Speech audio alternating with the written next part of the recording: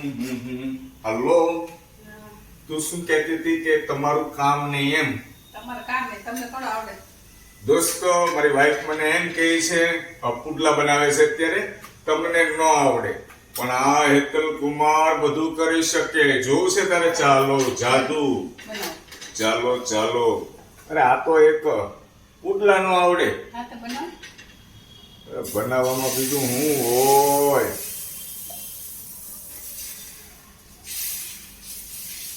આવા પુડલા નો આવડે તો પૂરું થઈ જાય ને મને. લાવો ઓલું જો જાડું થશે.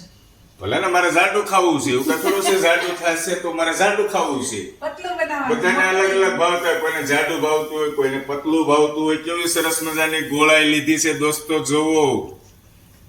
બધું જ થઈ શકે આપણેથી. ના થાય એવું બને જ નહીં. જોઈએ છે હવે આમાં તેલ નાખવું પડશે આપણે. તેલ ક્યાં ફરતી કોર નાખવાનું કે વચ્ચે નાખવાનું?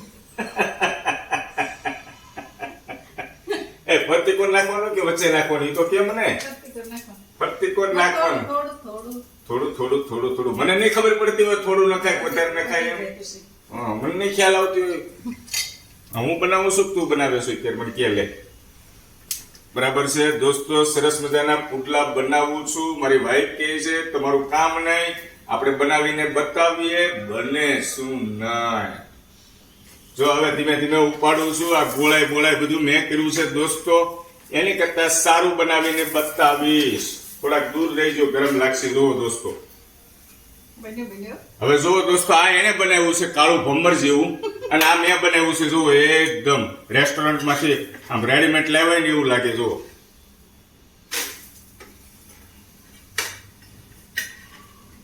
જુઓ દોસ્તો, બનાવ્યું એક નંબર પુડલું. વાહ ભાઈ વાહ વાહ. બહુ તેલ નો નખાય, તેલ મને ઓછું ભાવે.